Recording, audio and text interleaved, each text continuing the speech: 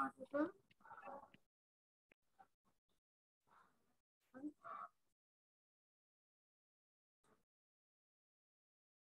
I audible?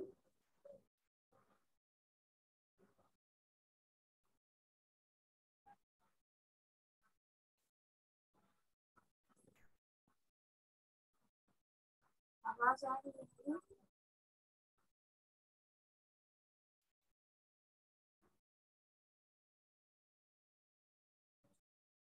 Am I audible?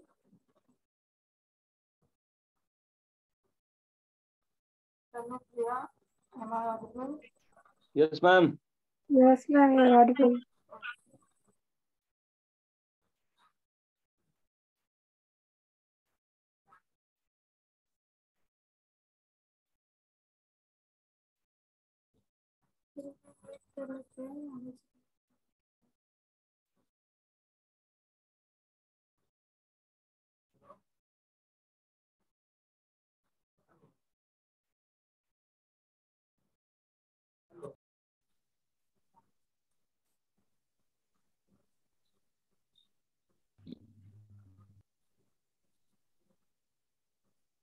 Ma'am आपका face बला लगा है।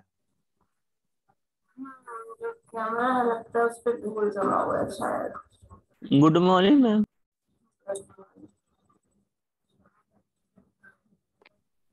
आवाज भी उतना क्लियर नहीं है मैम। पता नहीं, लोगों को आवाज नहीं सुनाई दे रही है, फेस नहीं दिख रहा है क्लियर। मैम 5 मिनट का ब्रेक दीजिए ना, खाना खा लेते थोड़ा जाकर। अभी खा लेना चाहिए था, सुबह में 9 बजे के पहले खा लेना चाहिए। सुबह में नाश्ता किया था ना जी। 1 घंटा बाद ही। नाश्ता चलो से अब बाद, थोड़ी देर बाद खा लेना। अभी भी बहुत लोग ज्वाइन नहीं किए हैं, बहुत सिर्फ 10 लोग ज्वाइन किए हैं अभी, उसमें से कुछ लोग ज्वाइन नहीं कर रहे हैं। अटेंडेंस चल रहा था अभी मैम अभी खत्म नहीं हुआ है, लास्ट क्लास खत्म नहीं हुआ है। ओके चलो ठीक है, फिर थोड़ा रुक जाते हैं। चलो थैंक यू मैम। बताओ, प्रैक्टिस किए हो कोरिलेशन कैलकुलेट करने का? और एग्जाम्पल मुझे बताया नहीं तुम लोगों ने। नेगेटिव कोरिलेशन का एग्जाम्पल मैंने पूछा था, कोरिलेशन पॉजिटिव कोरिलेशन का एग्जाम्पल पूछा था। Good morning ma'am. Good morning ma'am. Good good morning ma'am. Morning everyone, tell me example first. Good morning ma'am. Good morning. चलो एग्जाम्पल बताओ मुझे पहले कोरिलेशन का। अच्छा एग्जाम्पल बताइए जो कि पॉजिटिव कोरिलेशन और कुछ नेगेटिव कोरिलेशन का एग्जाम्पल बताओ। मैम पॉजिटिव में age of son and father. Okay ma'am positive में मनी और टैक्स। मनी एंड टैक्स, जितना ज्यादा पैसा होगा उतना ज्यादा टैक्स देना होगा। चलो ठीक है, सही है। आगे नेगेटिव। नेगेटिव में height and temperature. Height and temperature, जैसे जैसे हाइट इंक्रीज होगा टेम्परेचर क्या होता है? डिक्रीज होता है। Ma'am negative price and demand. Price and demand negative correlation, ठीक है। और मैम पॉजिटिव में rainfall and yet. Okay positive का चलो ठीक है। नेगेटिव का मुझे एग्जांपल बताओ कुछ। मैम हाइट एंड टेम्परेचर नहीं होगा क्या?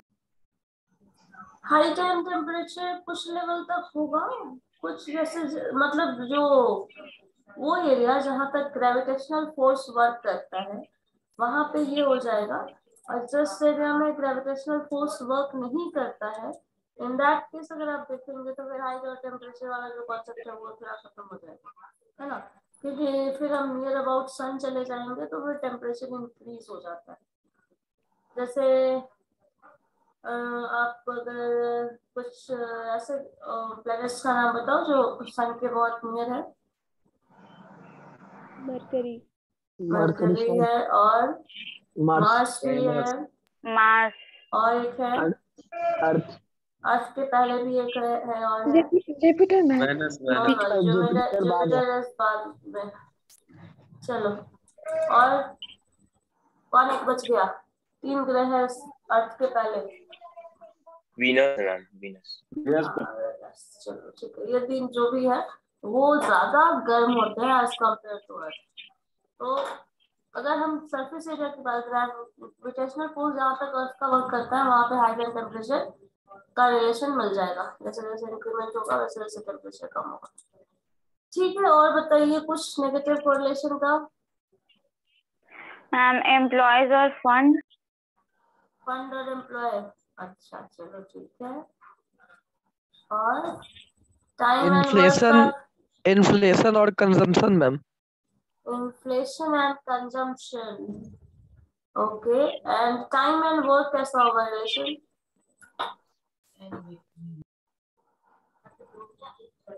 डायरेक्ट पॉजिटिव और negative? Positive correlation. Positive. Positive. अच्छा पॉजिटिव कैसे होगा, जरा एक्सप्लेन करो तो इसको। मैम टाइम अगर किसी चीज पे ज्यादा दिया जाएगा तो वर्क उसके साथ एफिशिएंट होगा। टाइम ज्यादा लेंगे तो वर्क, तो ये भी तो बोला जा सकता है टाइम ज्यादा है तो वर्किंग स्पीड कम है। वो भी तो बोला जा सकता है। मैम वर्क ज्यादा करना होगा तो टाइम भी ज्यादा लगेगा। बट टाइम एंड वर्क का जो कॉन्सेप्ट है वो ये बताता है, if you are taking more time that means you are working less, your speed is slow. Yes. ठीक है, चलो ठीक है, ये सारे टर्म्स, एक स्पीड और टाइम का डिस्टेंस, स्पीड और डिस्टेंस, टाइम एंड डिस्टेंस, ये सब भी है जिसको आप यूज कर सकते हैं एज अ कोरिलेशन का एग्जांपल देने के लिए। तो कुछ भी नहीं, और हाइट वेट ये सब एग्जांपल। तो ये सारे एग्जांपल्स ध्यान में रखो जो आपको अगर कोरिलेशन डिफाइन कर रहे हैं तो व्हाट इज कोरिलेशन है सारा डिस्क्रिप्शन देने के बाद। Basant Kumar, mute yourself. Yes ma'am. Mute करो खुद को। और आपने अभी तक अपना रोल नंबर एडिट नहीं किया है, सेटिंग में जाके रोल नंबर और आईडी इंटर करो, देन नेम। जूम के सेटिंग पे जाके करिएगा ये, ठीक है। तो जो भी कोरिलेशन डिफाइन करेगा उसके साथ कोरिलेशन का एग्जांपल भी दे देगा, ठीक है। अब इसी कोरिलेशन को हम थोड़ा ग्राफिकल वे में समझाते हैं कि ग्राफिकली कोरिलेशन है या नहीं है, इसको किस तरह से रिप्रेजेंट किया जाता है। ध्यान से देखना, ठीक है। मैम आप ब्लर क्यों दिख रही हैं? क्या मेरा नेटवर्क इशू है? सभी में ऐसे दिख रहा है। अभी कैमरा को पॉइंटेड है, पता नहीं कैसे लगा हुआ है, नहीं पता मुझे, वो मुझे भी लग रहा था ब्लर है, वो दिख नहीं रहा है, मतलब उस पर धूल जम गया होगा शायद कैमरा पे। मैं पढ़ा धूल जम गया होगा मैं। हाँ, तो उसको अब हम हाथ से नहीं निकाल सकते हैं, वो पॉइंटेड प्लेस होता है, तो उसको अब बाद में ही ठीक किया जा सकता है। तो उसमें ज्यादा दिमाग मत लगाओ, जो पढ़ रहे हैं उसमें दिमाग लगाओ। Okay ma'am continue. हाँ, व्हाइट बोर्ड शेयर कर रहे हैं वो देखना है, मेरा शक्ल नहीं देखना है, ठीक है। पहचानते हो ना, बस काफी है। चलो, कोरिलेशन में कुछ टर्म्स है, जैसे मैंने आपने अभी भी इतने सारे एग्जांपल्स दिए, उसमें एग्जांपल दो वेरिएबल आप दे रहे थे, टाइम एंड कुछ था, प्राइस डिमांड था, और जो भी था वो दो वेरिएबल्स था, और उन दोनों वेरिएबल्स के बीच का रिलेशन आप डिफाइन कर रहे हैं।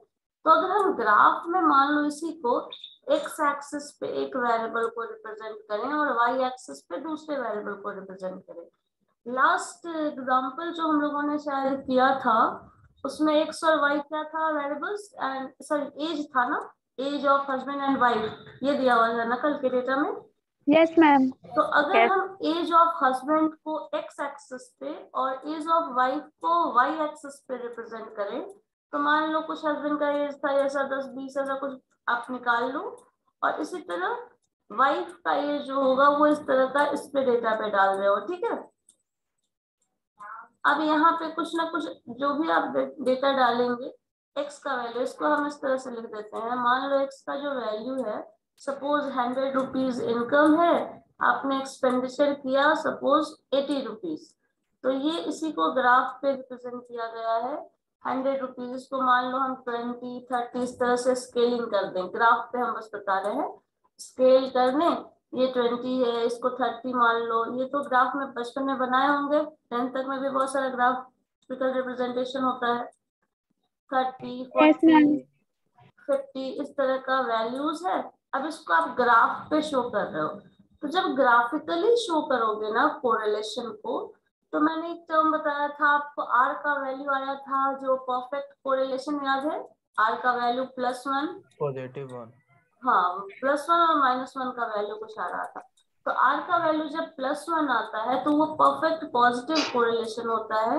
आर का वैल्यू जब -1 आता है, किसकी तरफ से डिस्टर्बेंस आ रहा है? म्यूट करो ना खुद को, इसकी बात क्यों बोलनी पड़ती है बार बार? इतना सा कॉमन सेंस नहीं अप्लाई कर सकते हो तुम लोग? हाँ बोलो, क्या हुआ? Roll number 81। मैं म्यूट कर दिए मैम आवाज। हाँ तो म्यूट आप अपना करोगे तो मेरा आवाज नहीं जाएगा, ऐसा थोड़ी है। तुमको कुछ पूछना होगा तो अनम्यूट करके फिर पूछना। तुम्हारी तरफ बैकग्राउंड में हल्ला हो रहा है, वो आ रहा है, तो उससे सबको डिस्टर्बेंस होगा ना। ठीक है, समझ आया क्यों म्यूट किए थे?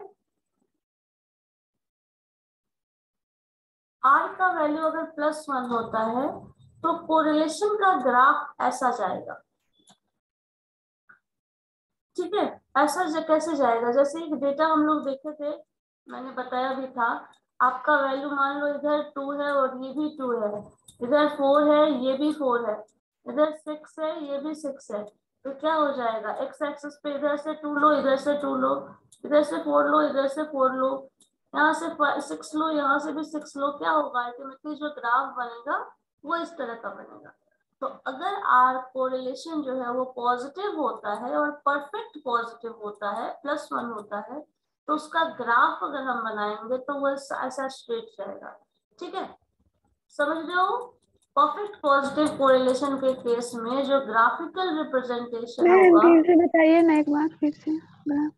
ठीक है ठीक है, परफेक्ट पॉजिटिव कोरिलेशन के केस में ग्राफ जो बनेगा वो ऐसा बनेगा। और कैसा कब होता है? जैसे मान लो मैंने अभी वैल्यू रखा 2, इधर भी 2 डाल दे रहे हैं, x का वैल्यू इधर लिखा हुआ है, y का वैल्यू इधर लिखा हुआ है, 2 इधर दे दिए, 4 इधर है, ये भी 4 है, 6 इधर है, 6 इधर भी है, 7 इधर है, मान लो 7 इधर भी है। ऐसे अगर वैल्यूज आएगा तो ग्राफिकली जब आप उसको रिप्रेजेंट करते हैं तो क्या करते हैं? इधर से 2 लीजिए, इधर से भी 2 लीजिए, क्या आ जाएगा? ऐसा। नेक्स्ट टाइम इधर से 4 लो, इधर से भी 4 लो, इधर से 6 लो, इधर से भी 6 लो, ग्राफ क्या बनेगा? ऐसे बनेगा। 7 लीजिए, इधर से भी 7 आ जाएगा, ये वैल्यू आता चला जाएगा। तो इस तरह से होता क्या है कि जो ग्राफ बनेगा वो कैसे जाएगा? स्ट्रेट ऐसा जाएगा। ठीक है, इस तरह से ग्राफ जाएगा। तो जब परफेक्ट पॉजिटिव कोरिलेशन होता है तो ग्राफ इस तरह से बनता है। आप एग्जाम्पल में यहाँ पे डाल दीजिए परफेक्ट पॉजिटिव में। परफेक्ट कोई पूछेगा, आप ग्राफ से देख के पूछा जा सकता है कि ये जो ग्राफ है उसको देखकर बताओ ये कोरिलेशन कैसा है। तो कोरिलेशन कैसा है वो पता चल जाएगा ग्राफ को देखकर। अगर ऐसा कोरिलेशन है तो परफेक्ट पॉजिटिव कोरिलेशन है। अगर मान लो स्ट्रेट ऐसा क्वेश्चन नहीं आता है, सपोज ऐसे इस तरह से ग्राफ दिखता है, तो पॉजिटिव कोरिलेशन है ये पता चल जाएगा, बट परफेक्ट पॉजिटिव नहीं है। क्योंकि अगर x इंक्रीज कर रहा है, इसका मतलब क्या हुआ? x इंक्रीज कर रहा है तो y का वैल्यू भी इंक्रीज कर रहा है, बट ग्राफ एकदम स्ट्रेट नहीं जा रहा है। अगर ग्राफ बिल्कुल स्ट्रेट जाता है then correlation is perfect positive. और अगर सिर्फ इंक्रीजिंग है, x इंक्रीज कर रहा है तो y भी इंक्रीज कर रहा है, तो कोरिलेशन पॉजिटिव होगा बट परफेक्ट पॉजिटिव नहीं होगा। यही डिफरेंस है। ठीक है, अगर इसी तरह का ग्राफ मान लो, अगर आपको ग्राफिकल रिप्रेजेंटेशन में ग्राफ इस तरह का दिखता है तो कोरिलेशन जो होगा वो परफेक्ट नेगेटिव होगा। मतलब r का वैल्यू -1 होगा तो ग्राफ ऐसा दिखेगा, r का वैल्यू जब +1 होगा तो ग्राफ ऐसा दिखेगा। ठीक है, समझ रहे हैं? ग्राफ ऐसा जा रहा है तो परफेक्ट पॉजिटिव है। अगर r -1 है तो ग्राफ इस तरह का होगा। इस तरह से आप यही भी लिख दीजिए, this is y axis, this is x axis, ये आपका टर्म होगा। और आपने इतना सारे एग्जांपल्स जो दिया और जो भी क्वेश्चंस बनाए हो उसके बेसिस पे इतना तो समझ में आ गया होगा कोरिलेशन जब भी निकालेंगे तो किसी दो वेरिएबल के बीच में निकालेंगे, और दो वेरिएबल x और y हो सकता है, तो x और y को आप ग्राफिकली इस तरह से लिख सकते हैं। ठीक है, अगर इसी में एक एग्जांपल ये भी डाल लो, एक ग्राफ ये भी हो सकता है। If there is no correlation means x और y दो वेरिएबल है और उन दोनों के बीच कोरिलेशन नहीं है, तो कोरिलेशन नहीं है तो ग्राफ ऐसा होगा। यहाँ पे r का वैल्यू जो होगा that will be 0। This is x axis, this is y axis, and correlation r का वैल्यू 0 होगा तो there is no correlation, x और y में कोई रिलेशन नहीं है। ठीक है, तो ऐसा रिजल्ट आएगा। ये ग्राफिकली बताया जा सकता है। अब मुझे नो कोरिलेशन का कोई एग्जांपल दे सकता है क्या? ऐसे वेरिएबल, दो अलग अलग वेरिएबल का एग्जांपल दो जो आपस में रिलेटेड नहीं है। अभी तक जो था वो क्या था, आपस में रिलेटेड होने चाहिए थे, या तो वो पॉजिटिवली रिलेटेड हो या तो वो नेगेटिवली रिलेटेड हो, बट यहाँ पे अब मुझे वैसा एग्जांपल चाहिए जो कि आपस में रिलेटेड ही नहीं है। ऐसा कोई एग्जांपल दे सकता है मुझे?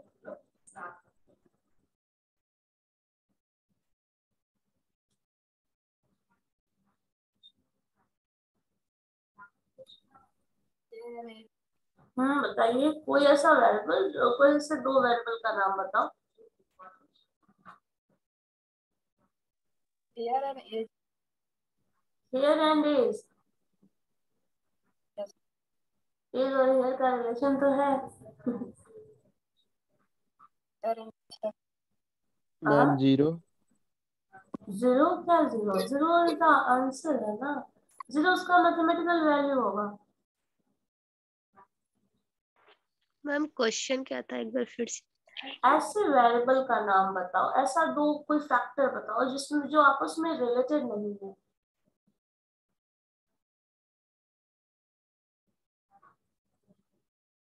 जैसे मान लो आप सब एक क्लास में पढ़ते हो, तो आप सब क्या है, कहीं ना कहीं क्लासमेट है, आप सबके बीच एक रिलेशन डिफाइंड है कि आप सब क्लासमेट हैं, है ना? कुछ कॉमन टर्म है ना, कुछ कॉमन टर्म है, सब लोग सीनियर ईयर पढ़ते हो, सब लोग बीबीएम की पढ़ाई कर रहे हो, सब लोग फर्स्ट ईयर में हो, तो ये सब क्या है, एक पॉइंट है जो कॉमन है, आप लोग में कोई रिलेशन है, एक रिलेशन डिफाइंड है that all you are classmates. अगर आपको यही किसी और कहीं और के सिटीजन का कुछ कंपैरिजन डाल दिया जाए या फिर किसी और कोर्स का डाल दिया जाए, तो वहां पे आप क्या रिलेशन डिफाइन करेंगे? कोई रिलेशन वैसा नहीं है। वही चीज बताना होगा कि मुझे अब ऐसे फैक्टर का नाम बताओ जो आपस में रिलेटेड नहीं है। Texture and weight. Texture and weight, यदि टेक्सचर यस, हाँ ठीक है, बोल सकते हैं। इंटेलिजेंस एंड मनी रिलेटेड नहीं है। रिलेशन एंड मनी बोला जा सकता है सॉरी, इंटेलिजेंस एंड मनी। हाँ, area and temperature. Area and temperature, area depend होता है टेम्परेचर। अब राजस्थान चले जाओगे तो गर्मी मिल जाएगी, अब हिमाचल प्रदेश चले जाओ तो सर्दी होगी, अब कल जैसे यहाँ पटना में ही बर्फबारी हो गई, तो वही बात है। वही तो एरिया पे डिपेंड होता है, कहीं ना कहीं टेम्परेचर होगा फैक्टर। चलो बताओ तुम क्या आदित्य क्या बोल रहे हो? Student and classroom. क्या क्लास है? Student and classroom. Student and classroom तो कोरिलेटेड है, क्लासरूम से कोरिलेटेड नहीं है। ठीक है, बोल सकते हैं, चलो सही है। कौन से क्लासरूम में बैठते हो वो स्टूडेंट, किसी भी क्लासरूम में बैठते हो तो तुम स्टूडेंट ही हो, डजंट मैटर कि किस क्लासरूम में आप हैं, हो सकता है। और ma'am height and blood group. Height and blood group, okay good. Blood group पे डिपेंडेंट नहीं है हाइट, ठीक है। और कुछ? मैम होने के लिए तो बहुत चीज हो सकता है। हाँ, तो बहुत कुछ था, वही तो हम पूछ रहे हैं, बताओ। जैसे मैम एज दीपक जो होता है रुई उसमें जो डालते हैं, वो कोरिलेटेड नहीं है मैम। मैम जनरेशन और नॉलेज हो सकता है क्या?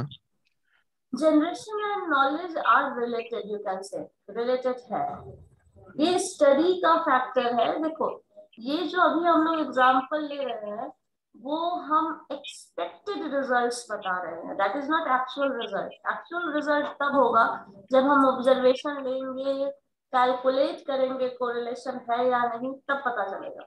बट ये एक्सपेक्टेड टर्म है और जनरेशन वाइज नॉलेज चेंज होता है, even standard of knowledge can change, so generation and knowledge are dependent. कुछ ऐसे टर्म्स जो बिल्कुल अनकोरिलेटेड है, जैसे मान लो शू साइज पे हाइट डिपेंड करता है क्या? शू साइज पे इंटेलिजेंस डिपेंड करता है? No ma'am. Weight and income height depend करता है शायद। नहीं करेगा, बहुत ज्यादा नहीं करता है। नहीं करता है मैम। इंटेलिजेंस के केस ऐसे भी लोग मिल जाएंगे जो, खैर ये ऑप्शन ये स्टडी का मैटर है, बट जो भी ऐसे बहुत सारे एग्जांपल्स मिल सकते हैं जो आपको ma'am hair and hair band, hair and hair band are not related. अच्छा, और एजुकेशन से रिलेटेड बताओ एग्जांपल। किस चीज का? Not correlated.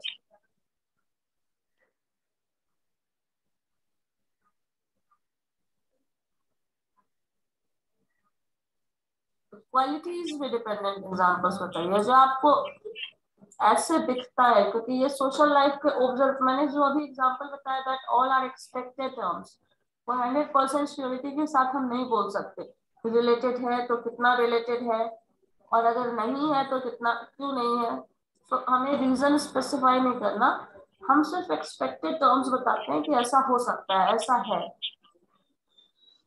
Ma'am height and weight, height and weight are dependent.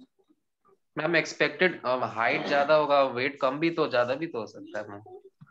Height कम ज्यादा कुछ भी हो सकता है, but we are going for general view. Ma'am teacher and students क्या रिलेटेड नहीं है? कोरिलेशन नहीं है, बिल्कुल कोरिलेशन नहीं है टीचर एंड स्टूडेंट में। क्या तुम भी अजीब अजीब एग्जांपल दे रहे हो?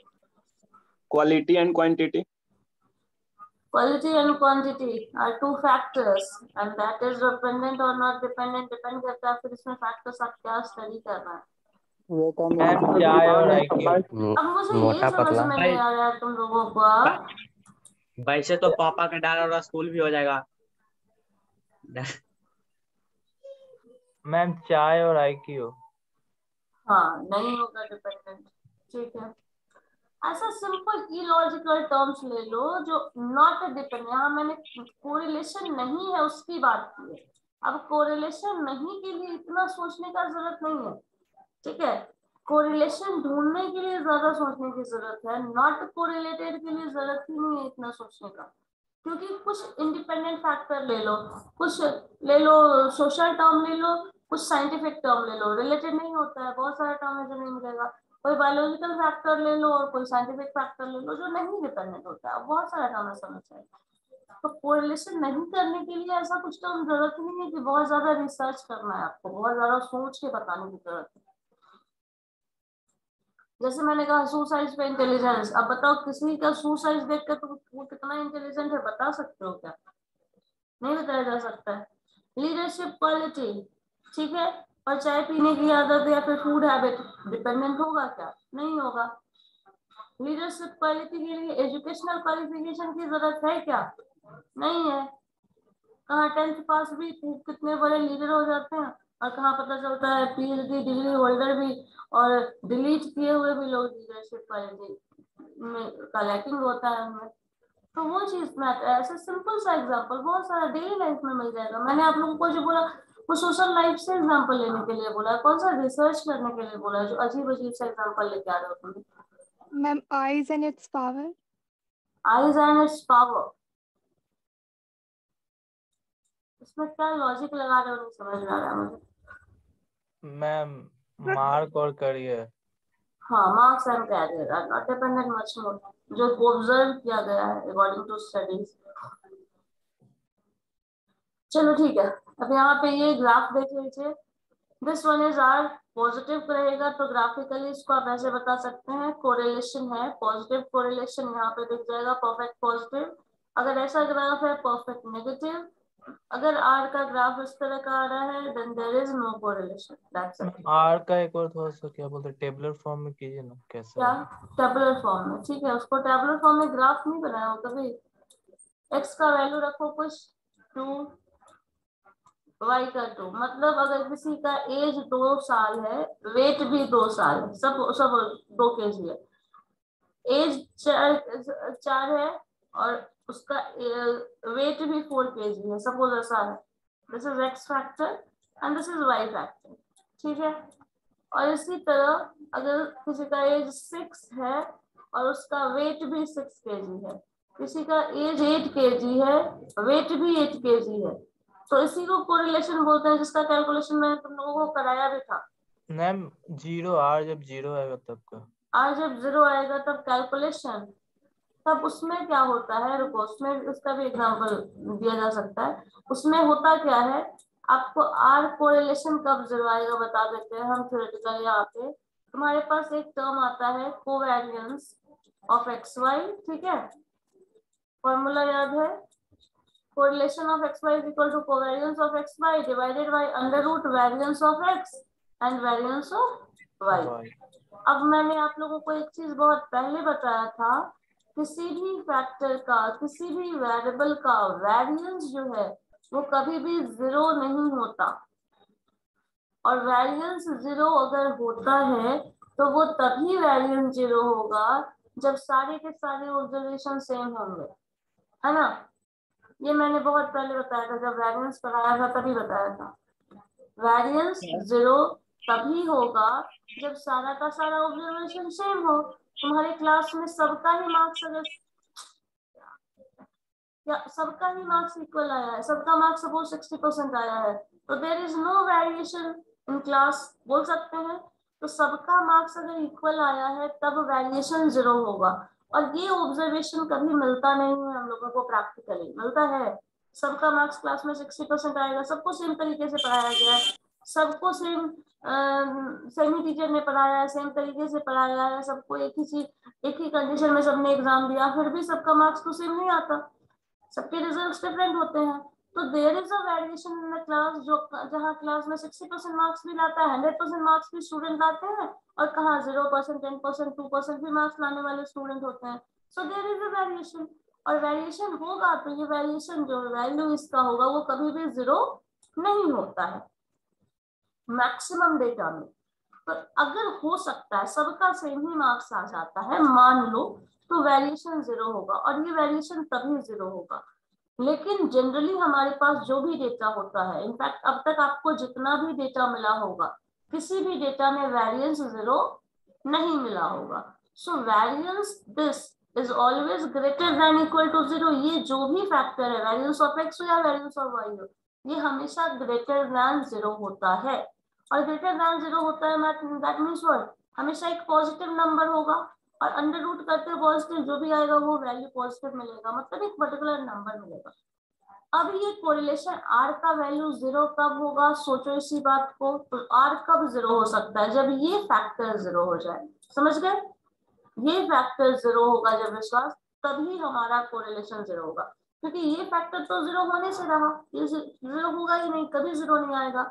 Variance is always positive, greater than equal to 0 लिखते हैं हम इसको, but that is always greater than 0, because 0 तो कभी आता ही नहीं है।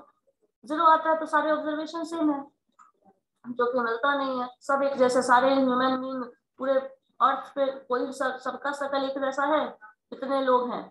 इसका सबसे अच्छा एग्जांपल मैंने आपको यही दिया था, इस दुनिया में इतने सारे लोग हैं, सबके पास वही आंख, नाक, कान, मुंह वाला कंस्ट्रक्शन, कंपोजिशन वही है, लेकिन सबका शकल एक दूसरे से अलग है।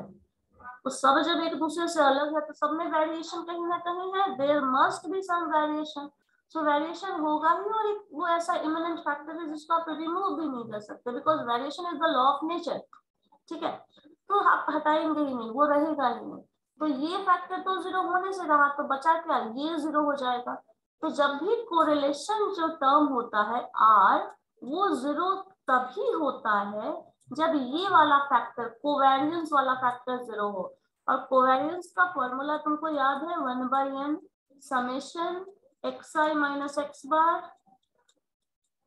ठीक है, xi माइनस x बार और yi माइनस y बार वाला जो फैक्टर है ये जो है वो 0 हो जाए, ये फैक्टर 0 हो जाए। अब ये फैक्टर 0 कब होगा इसको जरा सोचो थियोरेटिकली। तो आपने कॉलम बनाया था xi माइनस x बार और xi माइनस x बार का टोटल सम क्या होता है, sum of deviation from mean is equal to 0। तुमको याद है विश्वास, बोलो। Sum of deviation from mean is equal to 0। xi minus x bar का जब सम करोगे तो क्या आएगा 0। yi माइनस y बार का सम करोगे तो 0। इन दोनों का प्रोडक्ट कब 0 नहीं होता है, प्रोडक्ट का सम हम लेते हैं। और प्रोडक्ट 0 कब नहीं होता है, जब कुछ टर्म नेगेटिव इसमें आता है कुछ टर्म पॉजिटिव इसमें आता है, आपस में मल्टीप्लाई हो गए। जो साइन पॉजिटिव नेगेटिव इन दोनों में रहेगा, दोनों सेम आ जाए, तब जो वैल्यू होगा वो क्या हो जाएगा 0 हो जाएगा। समझ गए? Yes ma'am. तो सिर्फ इस फैक्टर पर डिपेंड करता है कि कोरिलेशन 0 होगा या नहीं होगा। ठीक है, यस मैम। यही मतलब था। अब इस चीज को आप लिख भी सकते हैं और कोवेरियंस टर्म आप यहाँ पे एक्सप्लेनेशन में डाल दीजिएगा। कोरिलेशन 0 जहां आपने ग्राफ में लिखा है वहां पे डाल दीजिए r is equal to 0। So correlation r can be 0 if and only if r can be 0 if and only if covariance of xy is equal to 0। if and only if लिखना, इसका मतलब सिर्फ और सिर्फ कोवेरियंस ऑफ xy जब 0 होगा तभी वो 0 होगा। Covariance of xy can be 0 if and only if, r can be 0 if and only if covariance of xy is equal to 0, because variance is always greater than 0। यहाँ पे ये भी डाल देना, variance is always greater than 0। So variance negative तो ऐसे भी नहीं होता है, और 0 हम प्रैक्टिकली देखते हैं कि वो नहीं मिलेगा, बिकॉज वेरिएशन होगा ही होगा। इसका मैंने एक एग्जांपल आप लोगों को ये भी दिया था कि आप अगर अपना नाम भी लिखते हैं, जब से जन्म लिए हो, जब से नाम पता है, तब से अब तक कितनी बार नाम लिखे होंगे, काउंट किया है कभी? याद बार लिखे होंगे, याद नहीं है। हाँ, हम उसको दे सकते हैं x1 प्लस x2 10 etc। ठीक है। अब प्लस क्यों कर रहे हैं, सबको जोड़ के लिखिएगा, मुझे बता दीजिएगा। नहीं आई मीन 10 बोले ma'am. That is uncountable, you can से, इतना लिखने का जरूरत ही नहीं है, दैट इज अनकाउंटेबल नंबर। ठीक है, अब उसको काउंट आप नहीं कर सकते हैं, और ये गारंटी हम दे रहे हैं कि जितनी बार भी आपने नाम लिखा होगा ना, उन सब में वेरिएशन होगा। इतना मैच कराया जाता है सिग्नेचर, फिर भी सारे के सारे पैटर्न सेम होते हैं, बट सब डिफरेंट होता है, सब डिफरेंट। मतलब आपने एक ही नाम अपना 10 बार भी लिखा होगा ना, तो 10 बार 10 अलग तरीके से लिखा होगा, वो सब कॉपी पेस्ट नहीं होता है। कितना भी आप कॉपी पेस्ट कर लें, कितना भी एक जैसा लिखने की कोशिश करिएगा, एक पर्टिकुलर पैटर्न को फिक्स करके लिखा जाता है, बट वो सारा एक जैसा नहीं होता। वही चीज है, मैंने नेचर का एग्जांपल दिया था। 7 अरब आबादी है दुनिया की, और सारे के सारे लोग, सबके पास वही नाक कान मुंह वाला कंपोजिशन है, बट फिर भी सब लोग एक दूसरे से अलग होते हैं। सबका, कुछ लोगों का ऐसा होता होगा जिसका फेस मैच करता हुआ दिखता होगा आपको, बट फिर भी वो एक जैसा नहीं होता। यही सबसे अच्छा एग्जाम्पल है वेरिएशन समझने का। सबसे अच्छा एग्जाम्पल वेरिएशन समझने का यही है। मैंने इसमें एक एग्जाम्पल आपको ये भी दिया था सिमिलरिटी का, जो सिमिलरिटी में सब लोगों को पता है कि सब लोग अलग अलग कंपोजिशन है, फिर भी आप बाहर कहीं, आप फॉरेनर को किसी को देखते हो, चाइनीज को, नेपाली को देखो, यूरोपियन को देखो, अमेरिकन को देखो, इंडियन को देखो, एशियन के किसी और भी, मतलब किसी गल्फ कंट्री का देख लो, पॉपुलेशन का कहीं का भी, तो आप देख के बता सकते हैं कि वो किस पर्टिकुलर एरिया का होगा। मतलब आपको सिमिलरिटी भी मिल जाएगी। इंडियन पर्सन कैसे हैं, इंडिया के अंदर भी देख लो, ठीक है। तो कुछ ना कुछ ऐसा क्राइटेरिया है जहां सिमिलरिटी ऑफ पॉपुलेशन पता चल जाता है, और कुछ ना कुछ ऐसा क्राइटेरिया होगा जिससे डिफरेंसेस अमंग द पॉपुलेशन पता चल जाता है। और जो सिमिलरिटी वाला टर्म है, जो सिमिलरिटी मेजर करता है, उसको हम मेजर ऑफ सेंट्रल टेंडेंसी में पढ़ते हैं। और जो डिफरेंसेस मेजर करता है, differences among population, among data, वही जो हम पॉपुलेशन की बात कर रहे हैं उसको ब्रॉडर सेंस में आप ऐसे समझ सकते हो, पॉपुलेशन में कंपेयर करो, उसी को तुम डेटा में अप्लाई करते हो, ठीक है। तो अब ये चीज, यही चीज हमें प्रैक्टिकल इम्प्लीकेशन जो हम लोग सोशली देख के समझ रहे हैं, उसी को हम डेटा पे अप्लाई कर रहे हैं। जब हमें सिमिलरिटी देखना है तो हम लोग मीन मीडियन मोड सिमिलरिटी वाला क्राइटेरिया मैच कराते हैं। एक इंडियन को दूसरे इंडियन से कंपेयर करेंगे, उसमें क्या डिफरेंसेस है। अब फॉरेनर किसी से देख रहे हो, गल्फ कंट्री के का किसी पर्सन को ले लो, या फिर यूरोपियन या फिर अमेरिकन, चलो नेपाल से ले लो कंपेयर करने के लिए, चाइनीज का ले लो। अब उससे आपका फेस का कंपोजिशन थोड़ा डिफरेंट तो दिखता होगा, आपको दिखता है ना। इसी तरह डेटा भी एक दूसरे से डिफरेंट होता है। वही जो कंपैरिजन हम करते हैं, वो कंपैरिजन जो एक दूसरे से डिफरेंट है वो वेरिएशन है, और जो सिमिलरिटी है उसमें वो मेजर ऑफ सेंट्रल टेंडेंसी है, और उसमें जो डिफरेंसेस है वो मेजर ऑफ वेरिएशन है। सिंपल सा टर्म, इसको ऐसे ही समझना होता है। अब दोनों में कोरिलेशन क्या है, दोनों पर्सन है, ये भी सिमिलरिटी है, दोनों कुछ ना कुछ लिविंग हैबिट सेम है, तो वहां पे कोरिलेशन है दोनों में। फूड हैबिट डिफरेंट होगा यूरोपियन कंट्री का यहाँ से, क्यों? क्योंकि लिविंग क्राइटेरिया डिफरेंट है, जो स्टैंडर्ड ऑफ लिविंग डिफरेंट है, जो इन्वायरमेंटल कंडीशन है, जियोग्राफिकल कंडीशन है, वो डिफरेंट है, लेकिन एक पैटर्न ऑफ लाइफ है जो कहीं ना कहीं एक दूसरे से कोरिलेटेड होगा। सो यही सारे टर्म जो आप सोशली ऑब्जर्व करते हैं, उसी को हम लोग यहाँ डेटा पे इम्प्लीमेंट कर रहे हैं, डेटा पे उसी को अप्लाई किया जाता है। जो भी टेक्निक बना है, आप किसी भी पेपर का कोई भी टेक्निक पढ़ रहे हो, सारी टेक्निक को सोशल लाइफ से निकाल के मैथमेटिकली उसको अप्लाई किया जाता है। क्योंकि अगर मान लो कोई एक रूल अगर नहीं बनाया जाए, कोई ऐसा ऑथेंटिक रूल ना बनाया जाए, तो सब लोग अपने हिसाब से काम करेंगे, और सब लोग अपने हिसाब से काम करेंगे तो सोचो इतने पॉपुलेशन है, सब लोग अपने हिसाब से काम करेंगे तो सारा काम अलग ही होगा एक दूसरे से। तो अब आप उसमें क्या, कहीं कुछ दिखेगा ही नहीं ऐसा कॉमन कि हम अपने हिसाब से, फिर उसको आप as a company, as a organisation, as a business organisation आप उसको नहीं ऑब्जर्व कर पाएंगे। सो बेटर ऑप्शन क्या है, कुछ ऐसा स्टैंडर्ड तरीका दे दिया जाए लोगों को जो सबको ही फॉलो करना है। तो ये जो पूरा क्वांटिटेटिव मेथड्स टेक्निक जो तुम लोग पढ़ रहे हो, that is a set of rule जिसको फॉलो करके आपको डिसीजन लेना है। जब आप उसको फॉलो करके डिसीजन लेंगे, so that decision must be, पहले तो उस पर ऑथेंटिसिटी आ जाएगी, कहीं ना कहीं विश्वसनीयता आ जाएगा कि ऐसा डेटा इस तरह से फॉलो कर रहा है, तो आपको उसके हिसाब से काम करना है, तो आपका जो भी काम होगा वो कहीं ना कहीं रिलायबल होगा।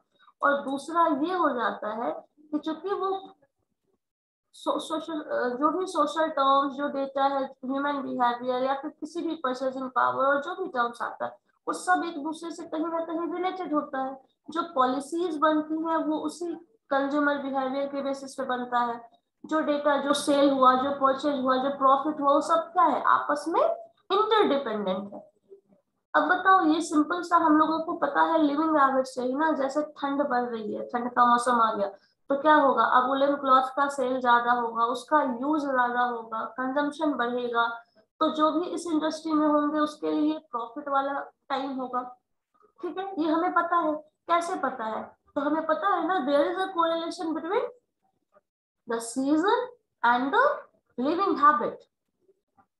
ठीक है, लोग चाय कॉफी ज्यादा पियेंगे तो उसके लिए भी फायदा है। तो यही सब चीजें, कोरिलेशन टर्म पूरा पढ़ने का मतलब यही है कि आप इन सब चीजों से रिलेट कर पाओ कि किस तरह से क्या रिलेटेड है, और उसका हम किस तरह से एज अ बिजनेस ऑर्गेनाइजेशन फायदा उठा सकते हैं। ठीक है, पूरा मोटिव जो है दैट इज दिस वन।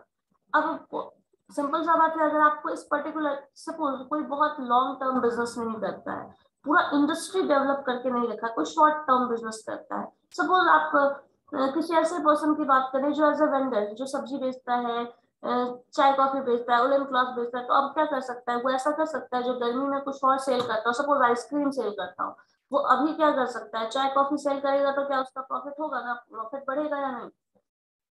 अब ठंड के दिन में वो आइसक्रीम बेचेगा तो आइसक्रीम बहुत लोग खरीदेंगे, नहीं खरीदेंगे? No ma'am. तो अब इससे क्या हो जाएगा? उसको कहीं ना कहीं लॉस होगा, इस पर्टिकुलर टाइम में तो उसको लॉस हो गया। तो उस लॉस को प्रॉफिट में कैसे कन्वर्ट कर सकता है? अपना जो बिजनेस है उसका टाइप ही चेंज कर दे, वो चाय कॉफी सेल करने लग जाए या फिर कुछ ऐसा सेल करने लग जाए जिससे जो अभी ज्यादा लोग खरीदते हो। तो अब क्या हो जाएगा? यहाँ स्विच कर देता है अगर वही चीज हो, तो क्या हो जाएगा? उसको कहीं ना कहीं बेनिफिट मिल जाएगा। तो ये चीज आपको कैसे पता चलेगा? ये सारे कुछ टर्म जनरल वाले टर्म है जो आप देखते हो सोशल में, लेकिन अब इसी को आप एज अ बिजनेस ऑर्गेनाइजेशन एक लार्ज स्केल पे स्टडी करो।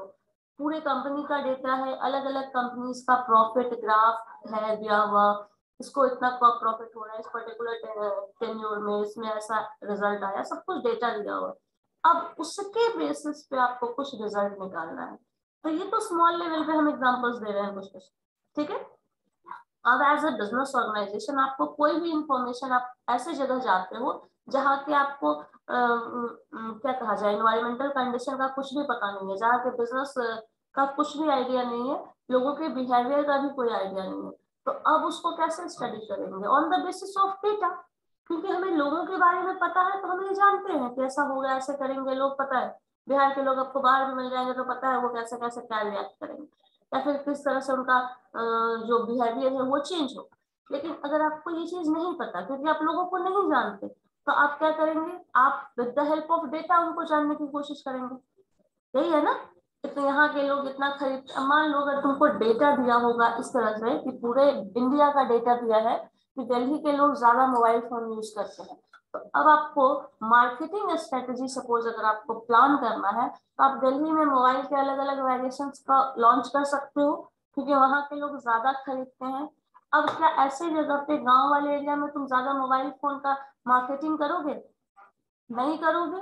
क्यों नहीं करोगे? क्योंकि वहाँ के लोगों के पास उतना अवेयरनेस भी नहीं है और परचेजिंग पावर भी नहीं है। तो यही चीज देखना है कि परचेजिंग पावर है क्या, रिलेशन किस सारे फैक्टर से कैसे क्या रिलेटेड है।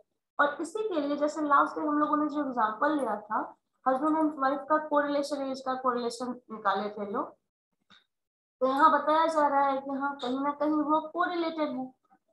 अब ये कोरिलेटेड है या नहीं ये आप जानते हैं इस पर्टिकुलर सिचुएशन और कंडीशन को, तो आपको वो डेटा स्टडी करने की जरूरत नहीं है। लेकिन जहां आप नहीं जानते हैं, क्या आपको डेटा स्टडी करने के सिवा कोई और ऑप्शन है? बताइए मुझे। इन दैट केस तो आपके पास कोई ऑप्शन नहीं है, तो आपको पूरा डेटा स्टडी करना पड़ेगा। आपको जो भी बिजनेस ऑर्गेनाइजेशन में, मान लीजिए कहीं आप काम करने जाते हैं, तो वहां पे आप हर लोग से मिल तो नहीं सकते हो, तो in terms of performance, in terms of salary, in terms of कुछ और आपको इंफॉर्मेशन दिया हुआ है। अब उस इंफॉर्मेशन का आप इस्तेमाल करके आप जो भी आगे का डिसीजन लेंगे वही उस बिजनेस ऑर्गेनाइजेशन को इम्प्रूव करने में हेल्प करेगा। और इसीलिए हम डेटा का कोरिलेशन पढ़ते हैं, ठीक है। अब उस डेटा का कैसा कोरिलेशन है यही बताएगा कि आप उसके बेसिस पे जो डिसीजन लेंगे वो सही होगा या नहीं, उससे उसको बेनिफिट मिल सकता है या नहीं मिल सकता है। समझ गए इस चीज को? Yes ma'am. Yes ma'am. अब कोई ऐसा फैक्टर तुम ले लो जो बिल्कुल कोरिलेटेड नहीं है, जैसे अभी हम एग्जांपल जो नो कोरिलेशन का पूछ रहे थे,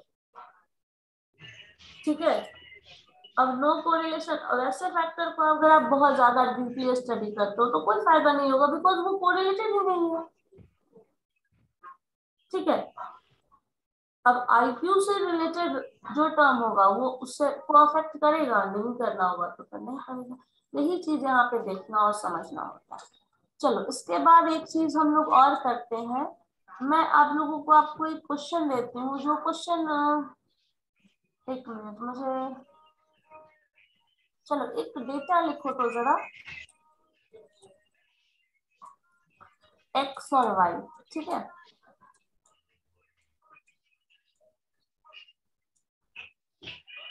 क्वेश्चन 12 था कि ज्यादा में?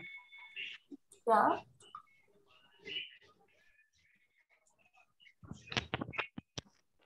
क्या बोल रहे हो जान जी? क्वेश्चन ज्यादा लॉन्ग है ना? नहीं नहीं, सिंपल सा दे रहे हैं बस, शॉर्ट। 5 के नीचे क्या लिखी है आप? 5, 10, 10, 10, 15, 15। 20 एंड 25, बस इतना लिखो। उसके बाद एक और टर्म लिखो, 2,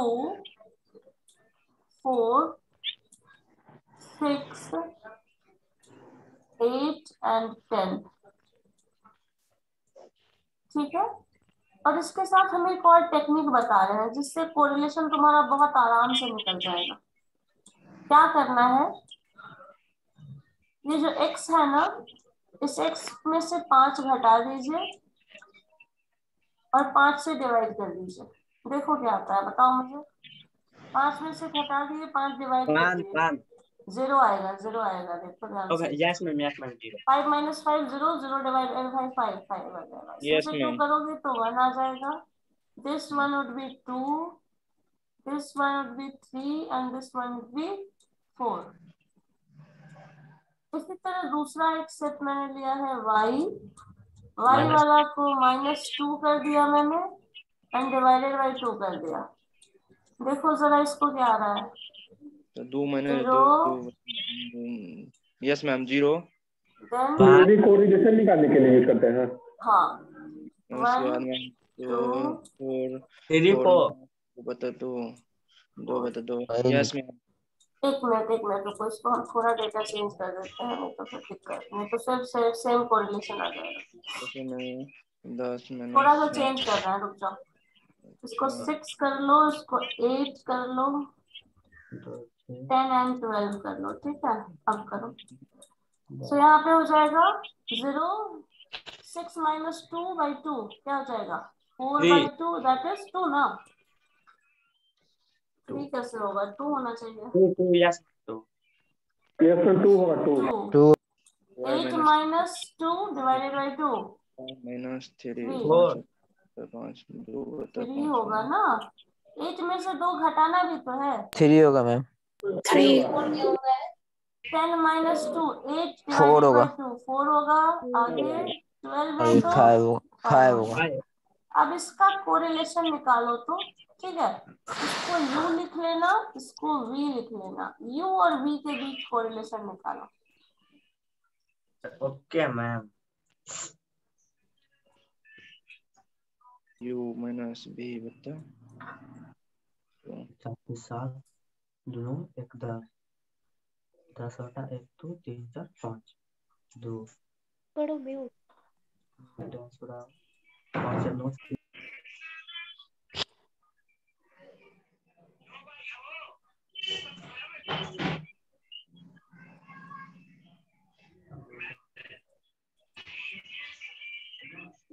इतना दिमाग, बताओ जरा u और v का कोरिलेशन निकालना।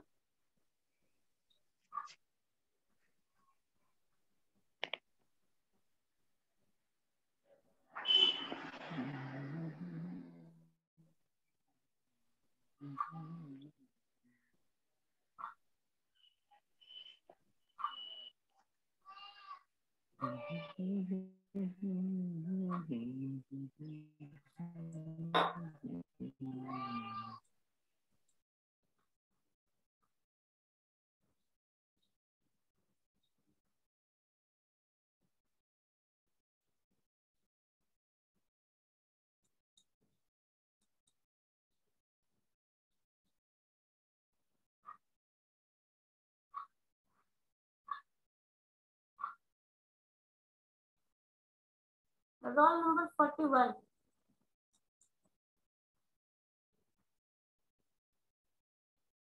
Roll number 41।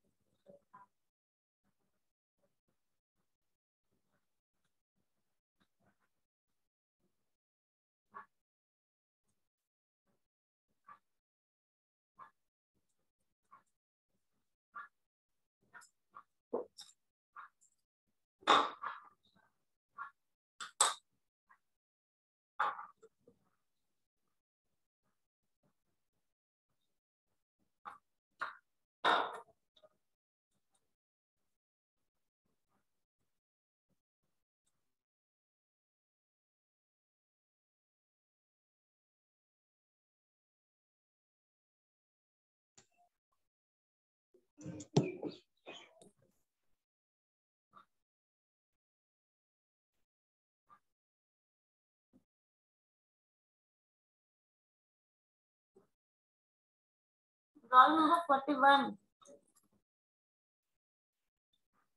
अनम्यूट करो। तुम्हारा क्या नाम है?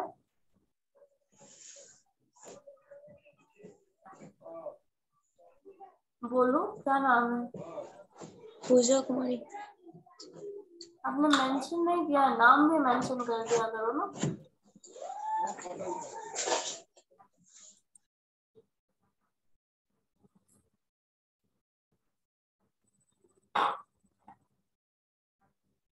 चलो बताओ जल्दी से, कोरिलेशन क्या आ रहा है यू और वी का?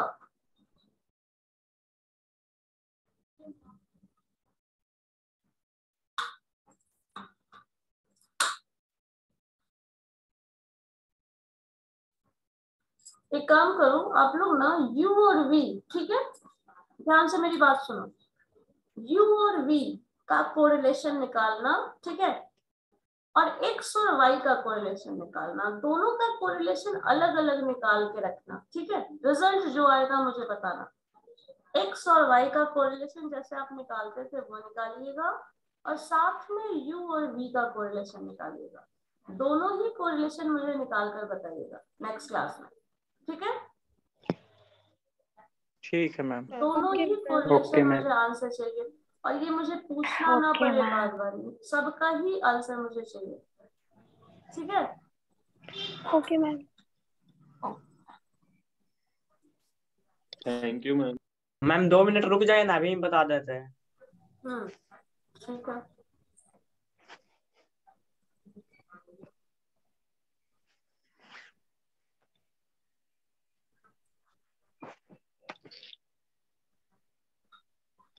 कोवेलेंस निकल गया।